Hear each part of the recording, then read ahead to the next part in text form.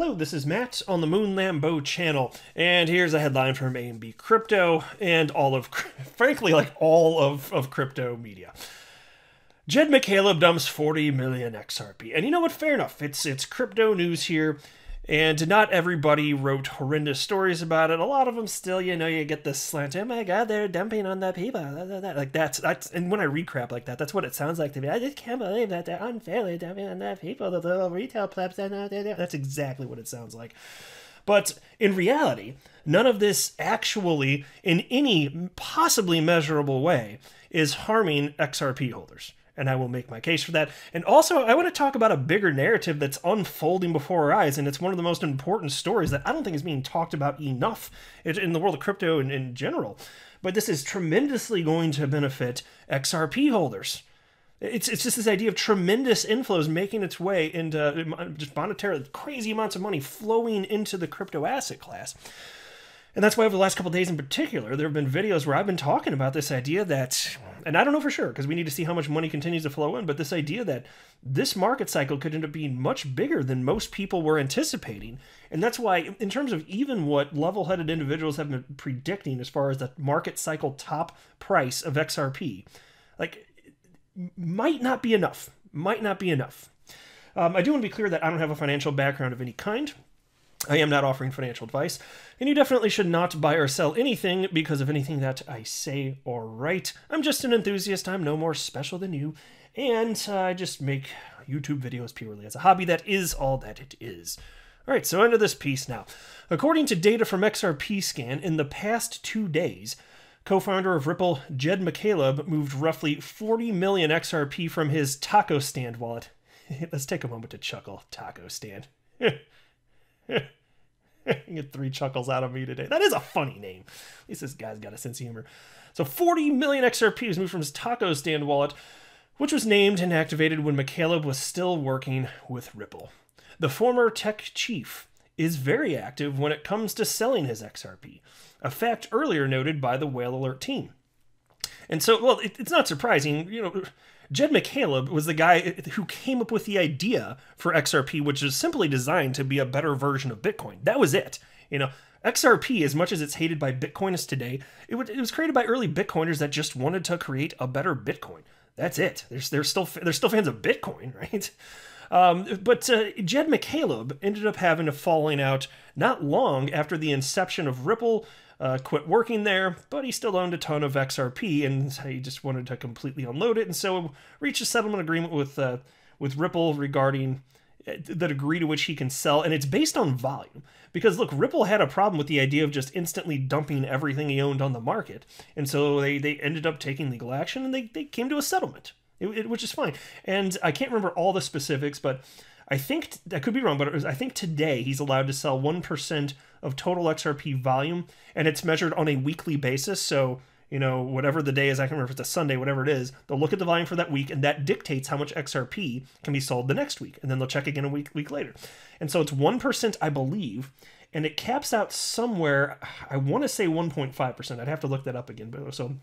But even if that's not quite precise enough, it gets you an idea that, they were absolutely factoring in that, you get too much higher above that, and you could start to, in some sort of way, perhaps in a way that you could detect, actually affect the price of XRP, or affect negatively the price action of XRP. But with such a small amount being sold, I mean, it's such a small percentage. Even if it sounds 40 million, oh my God, big number, fine. But in terms of percentages, it's not, and that's what matters, is the percentages.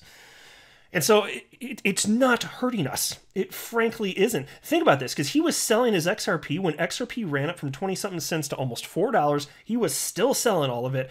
And so how is that possible with us getting dumped on? Oh, that's poor little innocent XRP holders that just don't understand we're getting dumped on. Yeah, well, it doesn't matter. And you're an idiot stick if you disagree. I'm just saying. But anyway, as of December last year, McCaleb's estimated total XRP holding sales were $1.2 billion at 20 cents per XRP. Over the years, his combined totals for XRP sold for United States dollars are 2.25 billion XRP, or $546 million. I don't know about you, but I don't care about people doing awesome stuff and getting ridiculously wealthy for it. I don't care. As long as it's not hampering my opportunity to make money off this investment as well, as long as they're not literally dumping in a way that's going to, in some sort of measurable way, harm my holdings or your holdings if you're an XRP holder. I don't care how rich they get. Somebody else having money does not give them power over me and does not hurt me. Period. But anyway, in addition, the crypto tracking business found more than 90,000 transactions last year and tracked around 8 billion XRP moved between Ripple, a settlement account, and McCaleb's personal accounts. It should be noted that ever since the executive departed Ripple, the firm has been transferring significant amounts of XRP to McCaleb's wallet as part of the settlement agreement that compensates him for his role as founder. However, last year in December, a researcher pointed out that McCaleb stopped selling his XRP on December 24th, a day after the SEC lawsuit against Ripple became public. They're actually off by a day. So Ripple announced on the 21st, SEC actually filed on the 22nd, and the last transaction before the pause was actually on December 23rd. So, yeah, whatever, crypto media, man. Anyway, SEC accused Ripple and its co-founders, Chris Larson and Brad Garlinghouse, that they allegedly raised over $1.3 billion through an unregistered securities offering, and this sparked the debate of whether XRP is a security or not. Following the commission's move, some crypto exchanges even paused the crypto's trading. There was speculation about whether the SEC lawsuit made McCaleb worried, especially when the active whale paused selling his XRP about the same time regulators sued Ripple. And I think that's a reasonable suspicion. I don't know what changed, but yeah, at some point eventually he resumed, what was it, maybe about a month after this all began with the SEC versus Ripple, somewhere thereabout. And he resumed the selling of XRP, and I don't care. Like, to me, I don't care if he's buying or selling their whole. It does not matter to me. But he resumed, and so presumably he decided he must feel pretty confident that he's in the clear. It looks like the SEC's not going after him. So probably while they were trying to figure it out, I would assume his legal representation said maybe a good idea to just pause the all XRP sales. Plus, for the moment, I mean, it's not like he needs money ever again for any reason. He's doing just fine. Just saying here. But take a look at this. Can we talk about the broader narrative of what's happening in crypto? Because it's just like every day there's all sorts of awesome things to talk about. And take a look at this headline from the Daily Hodl. Bill Miller's $2.25 billion fund prepares to buy exposure to Bitcoin and officially files with the SEC. Bill Miller's Miller Value Fund is seeking permission from the U.S. Securities and Exchange Commission to allocate a portion of its $2.25 billion fund to Bitcoin. And so, as I've been citing over the last couple of days in particular, the reason that this is important to us as XRP holders is that what we're seeing is the price action of Bitcoin ramp up faster than really most analysts expected it would, frankly. And as a result, you're seeing a situation where not all, but many analysts are saying, based on the degree that we're ramping up so quickly and how money just keeps pouring into this space at a degree much more substantial than we suspected, and because it's institutionally driven by and large, as a result of that, this market cycle might have a much higher top than we were talking about. And so I acknowledge that XRP follows the price action of Bitcoin. And I don't care. I don't care if XRP is never number one in terms of market cap, I don't care. I just want a bigger pie. If Bitcoin is going to be number one in market cap forever, cool, super duper. I own Bitcoin too, so I win there also. Whatever. I'm most interested and excited about XRP, and I do believe that XRP will substantially outperform in terms of opportunity compared to Bitcoin over this market cycle, despite what's happened to this point. And that's what happened last market cycle too. Bitcoin was way outperforming XRP, in particular for the last half of 2017. And it was outperforming until it wasn't, though. Eventually, once XRP took off, it was just like spark ignite and moon and Lambo for many people, actually. Because there are all sorts of people selling then that had purchased XRP at about half a penny. So just consider that. But anyway, all this happening here, when analysts are saying, if analysts were wrong in their initial guess that, Bitcoin would get to $80,000 to $100,000, and maybe now the newer bets I'm seeing placed here, analysts talking about $300,000, $400,000, $500,000, $600,000 Bitcoin, you better reevaluate where you think XRP is going. That's what and look, this is not financial advice. I don't know for sure where this is going to go, but if indeed this type of money keeps flowing in, you're going to have a much bigger pie than you were anticipating. And so if you're talking about, $10 XRP, if that's what you're calling for, and there's some analysts that are saying $20 or $30, if you see that this continues to go the way that it is and way more money is flowing in than was expected, how could you not up that at some point? And so again, we are seeing that. And so it just makes me wonder, like, given that XRP is going to participate in a parabolic movement at some point during this market, I firmly believe anyway, what's that actually going to look like? I think it's going to hit its all-time high, and it's just going to fly on through it. Now, there'll be retracements along the way, don't get me wrong. It's going to be very violent and very scary for many people holding XRP. I suspect that I will be terrified because like, it's funny enough, like all the volatility that's happened over the last few years, like, it doesn't bother me in the least. But once we get to this part that, holy hell, I mean, can you imagine if we see a $10 XRP?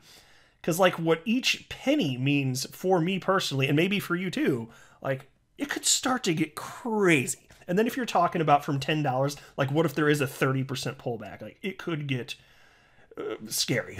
So I don't know. But that's for me. Like also I've stated too, and I will do this. I'm going to sell some XRP along the way, and I think that'll help. So I'm not going to worry about trying to time the top. I just want to make sure that I just sell some along the way, and it'll be a little bit messy, and I'll ideally maintain my sanity though. But anyways, as far as this fund, here's a quote. The fund may seek investment exposure to Bitcoin indirectly by investing in the Grayscale Bitcoin Trust, an entity that holds Bitcoin. The Grayscale Bitcoin Trust invests principally in Bitcoin. The fund will not make any additional investments in the Grayscale Bitcoin Trust if, as a result of the investment, its aggregate investment in Bitcoin exposure would be more than 15% of its assets at the time of investment. So there you go. Think about that. 15% though, that's still something. So Miller Value Fund reported managing $2.25 billion in assets at the end of 2020, indicating that the firm could invest anywhere up to $337.5 million in GBTC. That's, again, the Grayscale Bitcoin Trust. That's not nothing. That is definitely, that is something, my friends. I mean, it's not quite at $500 million, but still. Anyway, the fund's filing comes weeks after Bill Miller said that not owning Bitcoin is a massive mistake. At the close of 2020, Miller released a letter on income strategy explaining Bitcoin's massive growth potential despite its wild price swings. And here's a quote. Bitcoin has been the best performing asset over 8 of the past 10 calendar years, and its annualized performance has blown away the next best performer, the NASDAQ, by a factor of 10 over the past decade. There is no other asset that combines Bitcoin's liquidity with its upside potential. Bitcoin is still an emerging and under-owned technology in an enormous addressable market, and it has a brilliant, logically consistent protocol with distributed governance. Well stated. And that's why I keep going back to this idea also of how there's not enough Bitcoin for everyone. And I don't literally mean that there's going to come a time where you can't purchase Bitcoin. I'm just saying, not at these price levels. You're going to have a supply crisis, and that's going to ramp the price up to some crazy levels. Absolutely insane levels. It's going to be melting all sorts of faces. There's going to be all sorts of face goo all over the pavement. Somebody's going to have to clean it up. Won't be me. Screw that. So much face goo. And I'm telling you, like, XRP is going to come along for the ride. And because there's so much less money in Bitcoin, in XRP than there is in Bitcoin, that is what represents the opportunity for gains that are substantially greater than what you can get from Bitcoin. And to understand that, all you have to do is ask yourself how much money has to flow into Bitcoin to get its price to double. Mind you, as I'm recording this, what's the market cap for Bitcoin? Somewhere around $900 billion. Okay. What's the market cap for XRP? Well, I didn't check right before recording this, but I'm willing to guess it's somewhere around 25 billion. So Bitcoin, 900 billion, XRP, 25 billion. How much money has to flow into each to get it to double?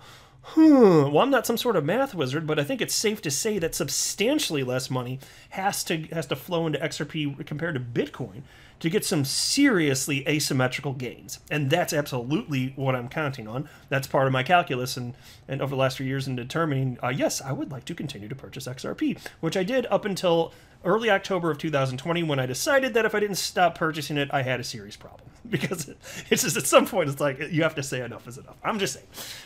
But I've continued to hold it throughout.